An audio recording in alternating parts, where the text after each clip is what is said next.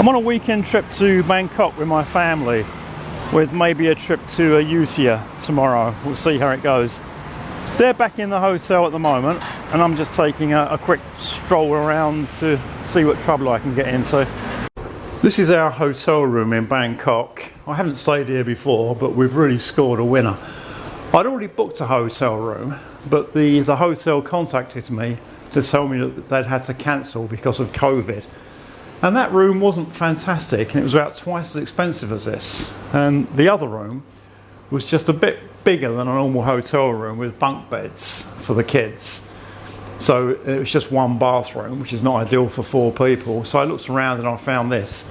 This was about half the price of that one, and it's far better. It's just like a 2-bedroom condo. So we've got a kitchen area up here and a dining table. And at the other end we've got like a lounge area, a comfy sofa, TV's got YouTube, and there's a great view of the city outside. And then there's one room for the kids with twin beds. That's also got a TV. And there's a bathroom here, which just has a shower unit. Shower unit, toilet and sink. Then over here there's another bedroom. This one's got a double bed, another TV, so it's three TVs in the place. Fantastic views of Bangkok from the 32nd floor. Wardrobe, and there's another bathroom. And this bathroom has a bathtub, which the kids absolutely love. And straight above the bathtub is a window with more great views of the city. There's also a shower unit, toilet and sink, and there's a great example of Thai plumbing. It's a really lovely bathroom, and then around the floor is this pipe. You see this thing quite a lot in Thailand. You see pipes and electricity cables like this.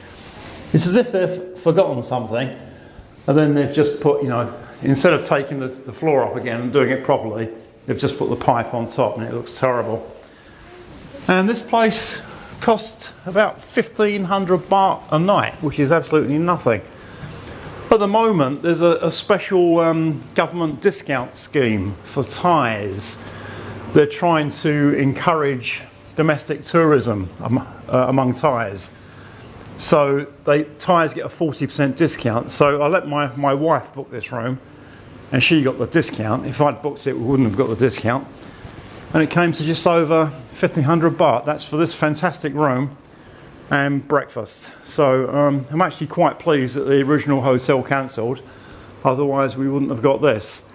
And next time I'm in Bangkok, I will definitely look at this hotel again, because it's such a nice place.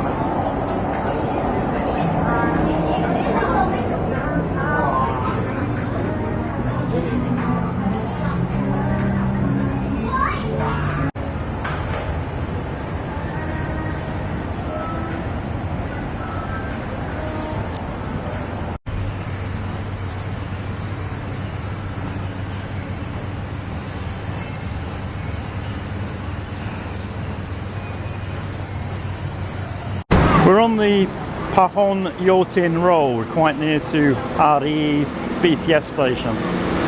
And every time I come to Bangkok, I notice big changes. For example, the street vendors. There are a few street vendors here, but in the past, every sidewalk has been full of them. So many that you can't walk. And what I think's happened is that they've been relocated to Singapore-style food courts now. I first came to Bangkok in 1987, 33 years ago, and I've been back many times since then, and this city has just changed so much, and every time I come I notice changes. When I first came here, it was just on one level. Everything was on one level, and that was street level. And now there's just so much in the sky, tollways and trains and lots of high-rise buildings. When we drove into the city from Hualamphong today, I was just astounded at how many high-rise buildings there are these days. The architecture has really improved, and in many ways it reminds me of Singapore, but on a much larger scale.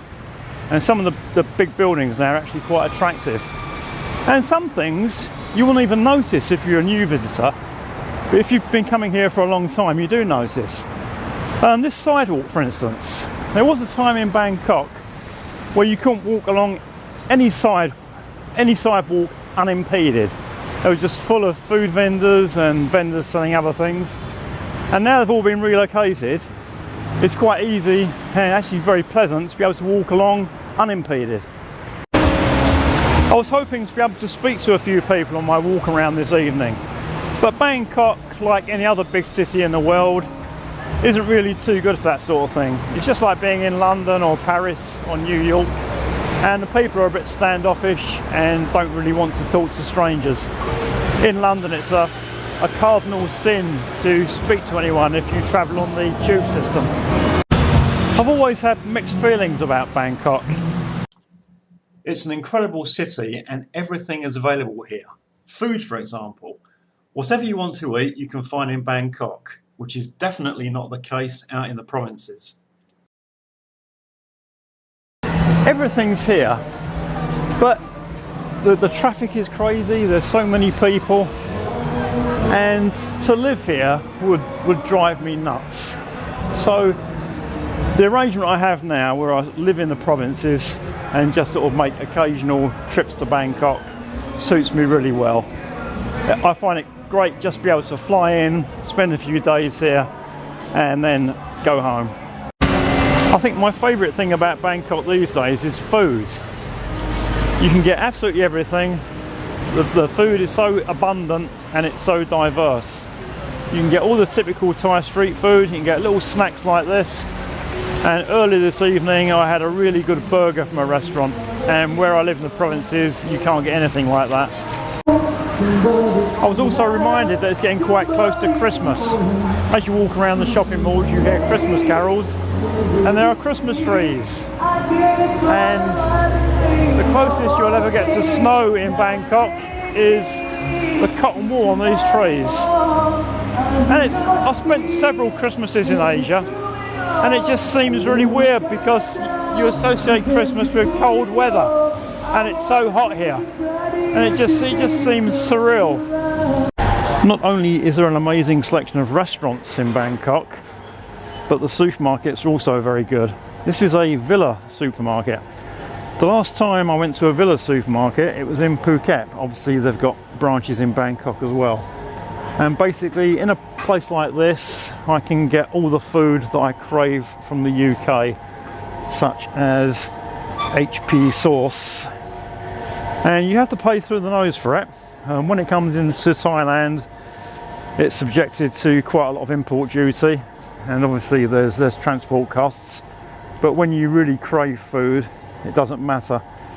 And one thing that's improved for me recently, living in the provinces, is that a lot of this stuff now is available online through Lazada. So nowadays it's not as difficult for me to get food I want from home as it used to be.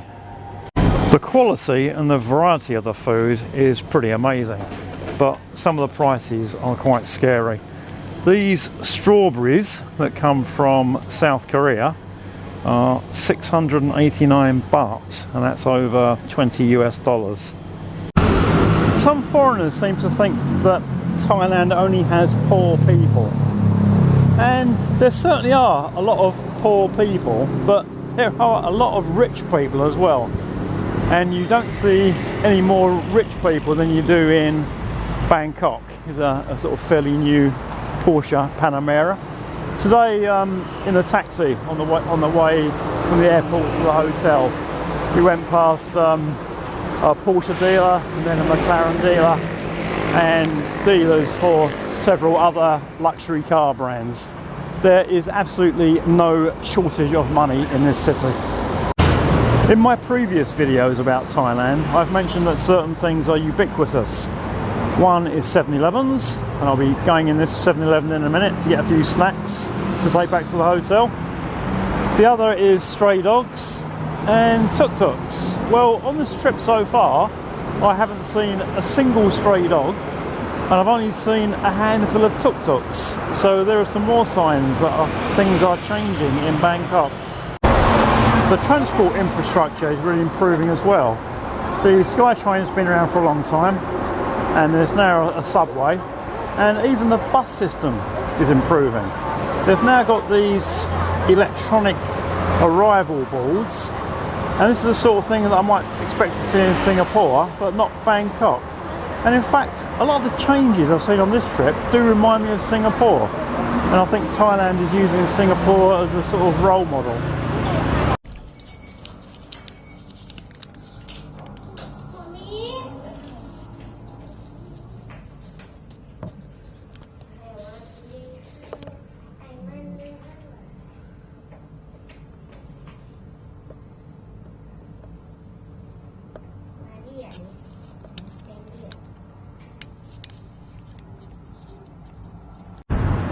I can't believe how much I'm enjoying Bangkok on this trip. Usually when I come to Bangkok I can't wait to get home, but this trip is different. The weather is absolutely perfect. There was a lot of rain in southern Thailand when we left. Here there's no rain and it's not too hot. It's just absolutely perfect for Thailand. And the lack of tourists has really improved things. I think this is one of the most visited countries on earth. There's normally millions of tourists, and at the moment there's none. The streets are fairly quiet, and I'm really enjoying myself at the moment. And we're going home tomorrow, and if I had the chance, I would extend the trip by several days, but unfortunately that's not possible. This is Hualamphong railway station in Bangkok. I'm not sure how old it is, but it's quite old, lots of history. And no doubt one day it will be replaced with a shiny new modern station, which will be a bit of a shame, because I really like these old places. And we're just about to get on the train to go to Ayuthaya. The last time I was here, it wasn't that busy, but this time it was horrendously busy, with thousands of Thais travelling around the country by train.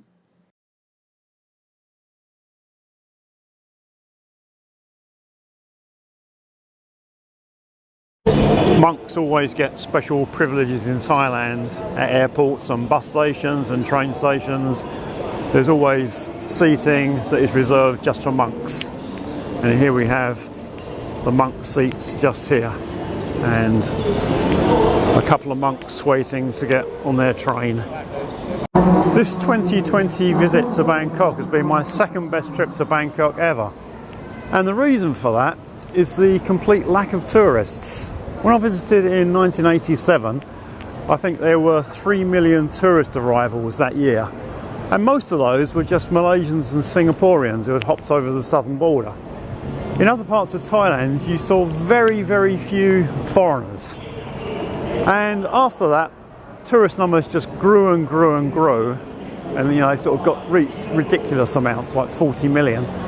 And I never ever thought I would see a Thailand again with so few tourists as I did in 1987. But 2020, the year of COVID, it's happened. And there have been a lot of bad things about COVID, but also some good things. And it's just made Bangkok so much fun again. This is a portrait of Rama V, the king who is responsible for the building of the railways in Thailand in the 19th century. When on Thai trains, you get lots of vendors walking through the trains selling food and fruit. And here you can even order food. This guy's just brought in a menu. You can order your food, then he'll bring you food later. So really good service. This is just the ordinary carriage. So they do have air-conditioned carriages, but it's not that hot at the moment. So this one's just got fans. And the fare was a remarkably low 20 baht per person. We're at Ayuthaya. The journey took about an hour and a half, and the 20 baht train ticket wasn't quite the bargain I thought it was, because it didn't include a seat. I'm not a very experienced train traveller in Thailand, and when I was in the UK you just bought a ticket and got on the train and sat wherever you want. You don't in Thailand, all the seats reserved. So wherever we sat we kept getting thrown off our seats. And when I bought a ticket, the woman asked if I wanted air, and I just said I want a normal carriage, tamada. She didn't ask if I wanted to reserve a seat. And I think she probably would have asked a Thai passenger. The problem with many Thais is that they haven't got the ability to ask in English, and they think it's just pointless asking in Thai because all Farangs have no Thai language ability, so they just don't ask. If she'd asked, I would have reserved some seats. So we managed to get seats, but my wife ended up standing for quite a bit of the journey, so it wasn't ideal.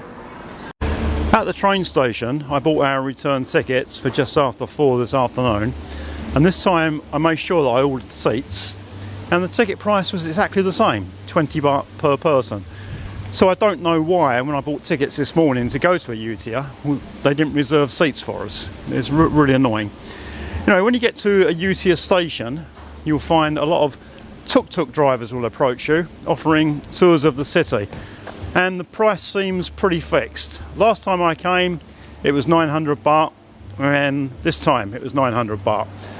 And they take you out for sort of 3 to 4 hours, and if you want to stop for lunch that's fine, they'll just wait, or stop for coffee, and they'll just stop for as long as you want to go somewhere. So if you want to spend a long time at any particular temple, it's not a problem, they're very flexible.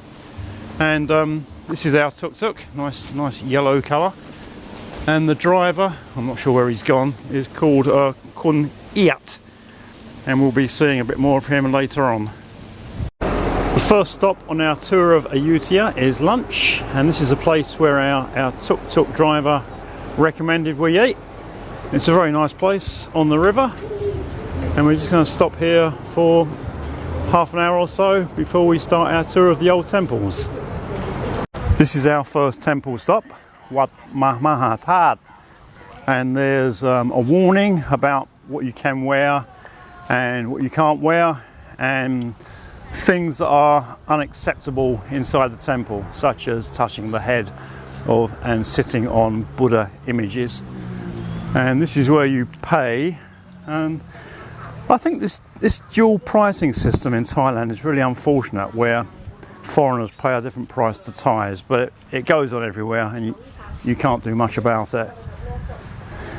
And something else you can't do inside the temple is fly drones, which is a bit unfortunate because drone shots here will be pretty amazing. You get some fantastic footage. Reports say that the Burmese completely destroyed Ayuthaya in 1767, but nonetheless a lot of remains are still here. So in its heyday this must have been an absolutely amazing city. This is one of Ayuthaya's famous images, a Buddha head that's been completely overgrown by the roots of a tree.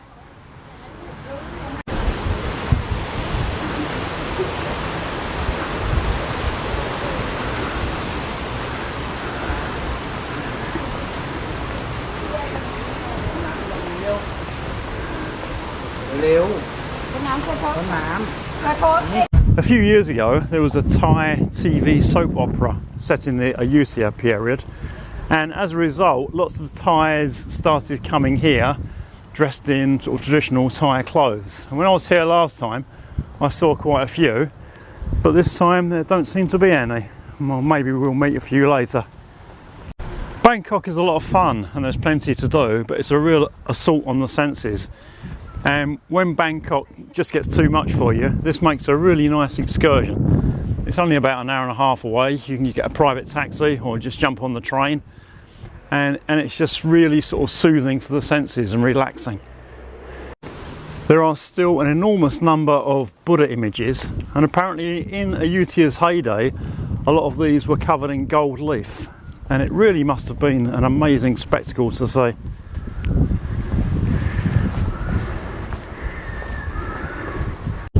A sign outside the temple said that this particular temple is around 650 years old. During its history, Thailand has gone through some quite xenophobic periods and excluded foreigners from living in the country. But apparently, when Ayuthaya was the capital, it was very cosmopolitan, and there are a lot of foreigners in the capital doing trade. After about 15 minutes, my kids have started playing up and now want to go back to the hotel because they're bored. I wasn't sure if they were old enough to come to somewhere like this, and maybe they're not, maybe we need to wait a few years. But I just think that depending on where you're born, it's important to visit certain places. And the kids are Thai nationality, and I just think it's important for them to see places like this, and the Grand Palace in Bangkok, and Sukhothai, and other places of historic interest. My wife doesn't feel the same way. She doesn't really think it's important for the kids to go to these places, but I do. It's just the way I've been brought up.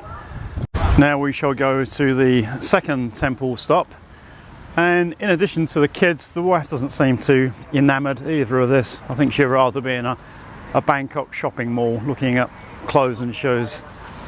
Last time I came by myself and met some German friends in Bangkok, and that's probably the best way to do it.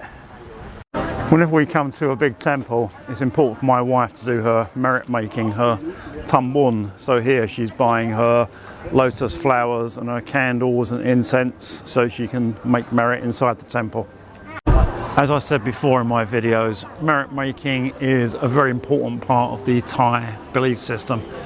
And there are various ways you can make merit, but this is how the Thais like to do it. They like to go to a big important temple and make merit there through the Buddhist monks. Apparently this temple is quite new. When my wife finished her education, she did some work experience in Ayuthaya, and she said the last time she came here, this temple didn't exist, and it houses an enormous golden Buddha.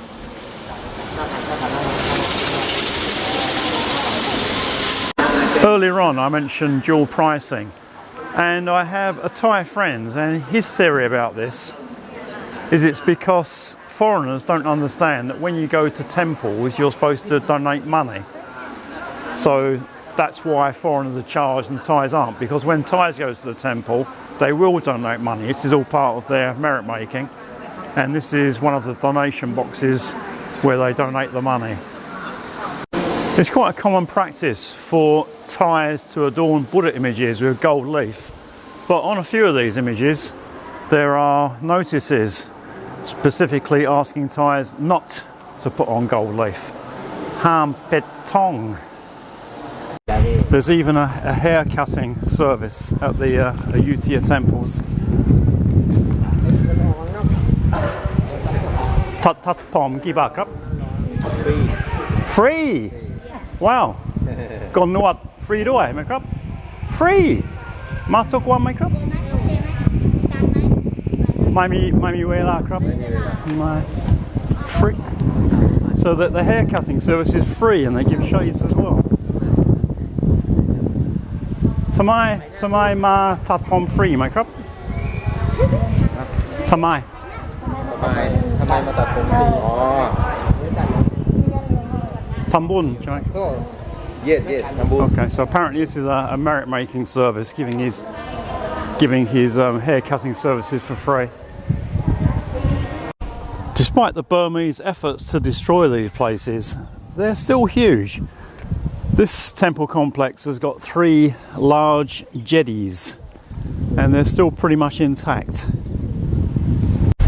The other thing my wife said was that previously they were a lot less strict about what you could do in the temples, and these jetties have stairs going up, and in the past she climbed them and went up, but now that's all banned. And I guess it's not a bad idea, because with so many tourists, if everyone did that, they'd soon be wearing out the steps. In Ayuthaya's past, there must also have been a lot of very large kilns to make these bricks. Every temple is made of these small red bricks, and there are millions of them.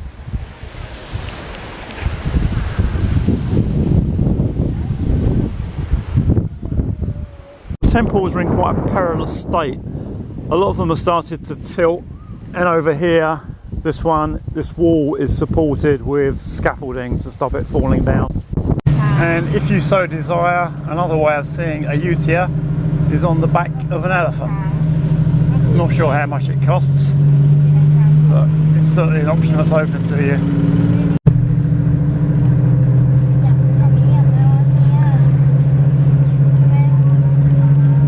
I don't know where this child's parents are. It just seems to have abandoned her and she's playing in the mud, but she seems quite happy. And I'm sure her parents are quite nearby, keeping an eye on her. And here's a bit of a close look at the reclining Buddha. And some more Thai's merit making. And a smaller Buddha image covered with gold leaf. This is gold leaf.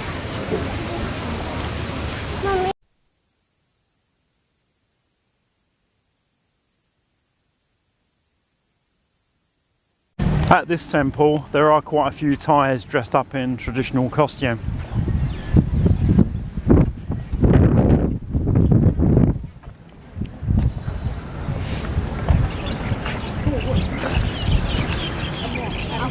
There's some maintenance going on here.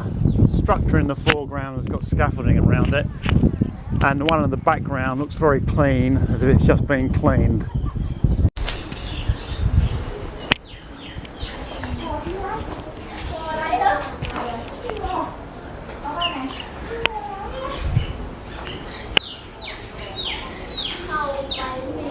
Originally everything was covered with plaster, so you wouldn't have been able to see the red brick.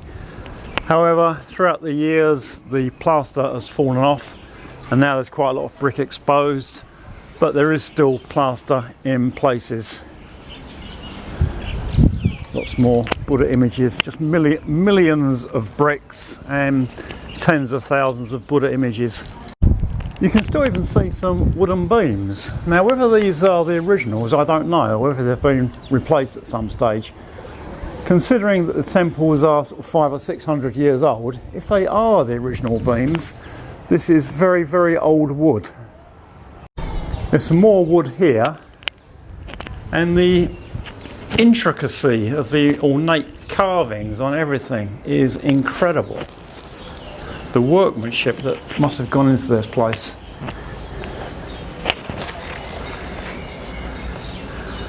Some more Thai ladies over here in traditional costume, and a little girl. Hello. Nong ชื่ออะไรครับ น้องชื่ออะไรครับ น้องเบียร์ค่ะ จำไม่ได้น้องเบียร์อายุเท่าไรครับสองขวบ5 ขวบเรียนอนุบาล3ไหมครับอนุบาล2โอเคเป็นคนที่ไหนครับคนเหนือเชียงใหม่ Okay, from Chiang Mai. ผิวขาว This is the last temple on our tour today, and I remember this one from my time in Ayuthaya last time. It's a really attractive temple. And here we have another reclining Buddha dressed in saffron robes, and there's some more merit making taking place with lotus flowers, candles and incense sticks.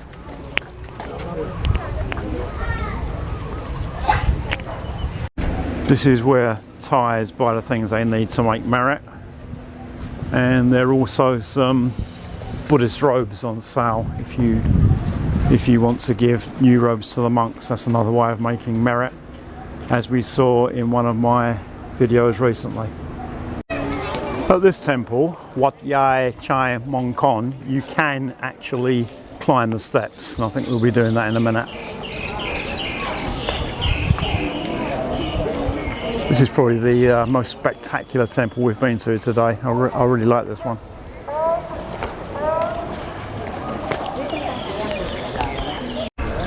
The stairs are quite steep, but not as steep as the stairs at Wat Arun, the Temple of Dawn in Bangkok. If we get to the top, we should have quite a good view of the rest of the temple grounds.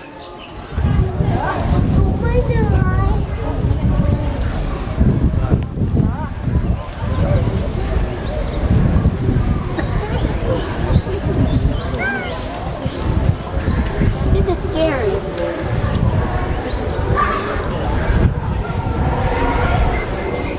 Nó có xuống này.